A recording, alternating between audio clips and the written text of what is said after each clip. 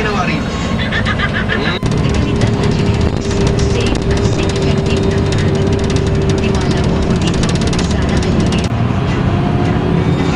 Pag-ibig, ang isang nagbibigay ng kahulugan.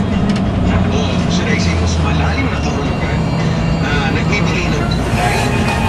Diba? Nagbibigay ng kulay sa ating buhay, parang sinabawang kulay. Hi guys! Nandito na ako sa bahay finally. So, sorry sa haggard face ko. Inalis ko na rin yung contact lens ko kasi syempre, matutulog ako sa biyahe. Kasi nagbus ako, bali, 3 hours bago ako nakarating uli dito sa Maynila from Laguna. So, ito na yung oras. Papakita ko sa inyo yung oras.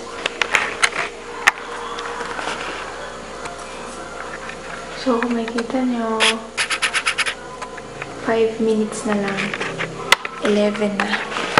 So, ayun, nandito na ako sa bahay. So, una kong gagawin ay nag-greet ko na si nanay. So, sunod kong gagawin ay dito ako sa urn ni tatay. Ito si tatay ko. So, ikikiss ko lang itong ano niya.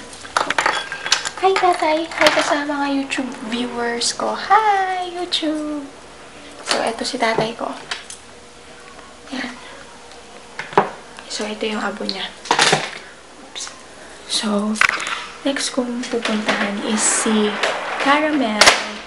Si Caramel ang full name niya. So, siya yung rabbit ko. So, hi, Caramel! Hi, Caramel! So, siya yung regalo ni Lucas noong 20th birthday ko. Ito siya. Hi, Caramel! Hi, ka!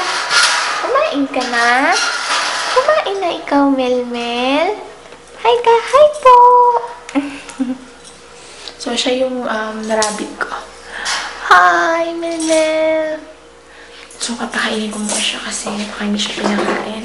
So, ito yung pagkain niya. Favorite niya yung mga fresh na gulay, pero wala ata kami ngayon sa ref. So, ito na lang muna. Siya. Yan. Pakainin natin si Caramel. Aray, Milmil!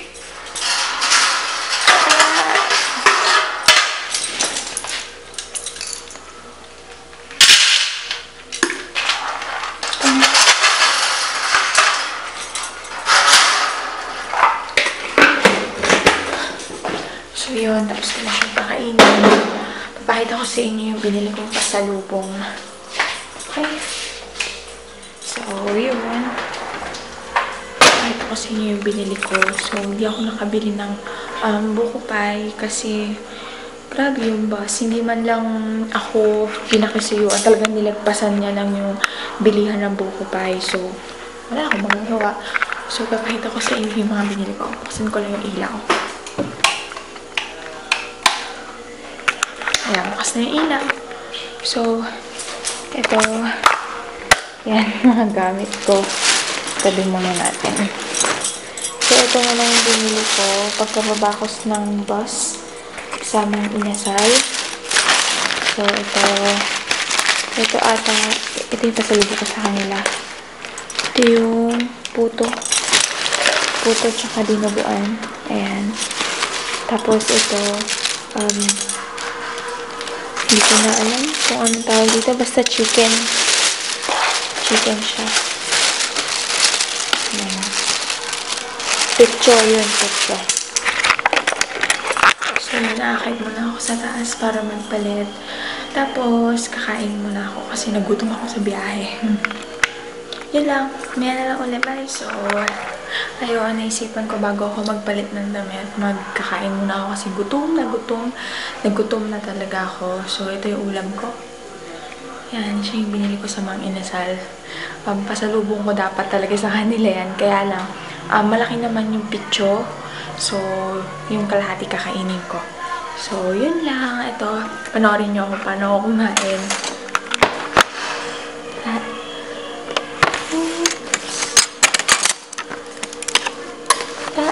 So, 11 na ng gabi. Hi, Habi! Kumakain ako. So, magkakamay lang ako kasi masarap tong kamayin. Sausaw natin dito. Sausawan.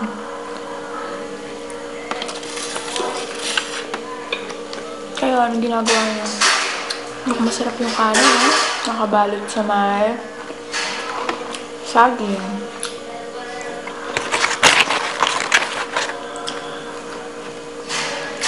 So, kain tayo.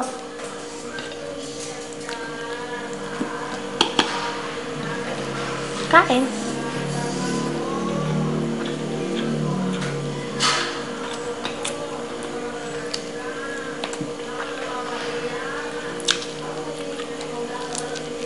Nagugas naman ako ng kamay bago kumain, huwag kayong mag-alala. Masarap lang kasi itong kainin pag nagkakamay. Yung aso ko, pakita ko sa inyo, gusto nyo, madumi yung kamay ko eh.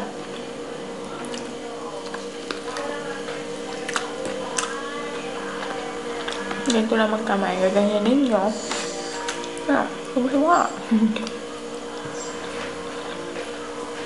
Nagutom ako sa biyahe. Tapos may kwento pa ako sa inyo. Kanina, nung bumili ako sa Mang Inasal, nakapila ako sa counter. Tapos, napatingin ako sa labas. Tapos, yung lalaki na nasa labas, tingin siya ng tingin. Tapos pag tumitingin ako, iniiba niya yung tingin niya. Kinabahan talaga ako. Kasi syempre, baka hold upper. Wala naman siya maka-hold up sa akin. Ayun, tapos ginawa ko, nung pagkat nakuha ko na yung order ko, binilisan ko talaga yung lakad ko. Tapos hindi ako naglalakad dun sa mga madidilim. Sa Cubao kasi madilim. Doon ako sa mga tindahan na may ilaw, doon ako naglakad. Tapos sumasabay ako dun sa madadaming tao na mukhang mababait. Yung mga parang pamilya na uuwi na sa bahay, yung ganun. So, ayun, nakakatakot talaga siyang experience. Tapos tinext ko agad si Lux, yung boyfriend ko. Tapos sabi ko sa'yo, dapat hinatid kita, ganyan. Pero buti na lang, thank you God na nakarating ako ng safe sa bahay. So, yun. Thanks na nakakain na ako. So, yun, mamaya na lang. Nakakaya naman sa inyo. Baka ayaw nyo siya nagkakamay. So, papatid na. Mamaya na lang ulit tayo magkita pag nasa kwarto na ako. Okay? Bye!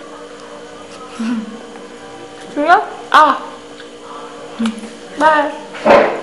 Hi guys! Nandito na ako sa kwarto ko at mag-shower na lang ako at magpapalit ng damit, then matutulog na. So, sorry kung haggard ang aking face dahil wala na akong contact lens at natunaw na rin yung makeup sa biyahe.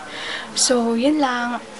Good night sa inyong lahat. Sweet dreams. Happy birthday sa lahat ng may birthday ng July 20. Ka-birthday kayo ng boyfriend ko.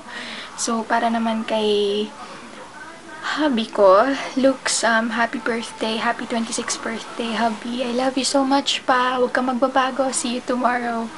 At sa inyong lahat, sweet dreams. Thanks for watching. Bye! Mwah!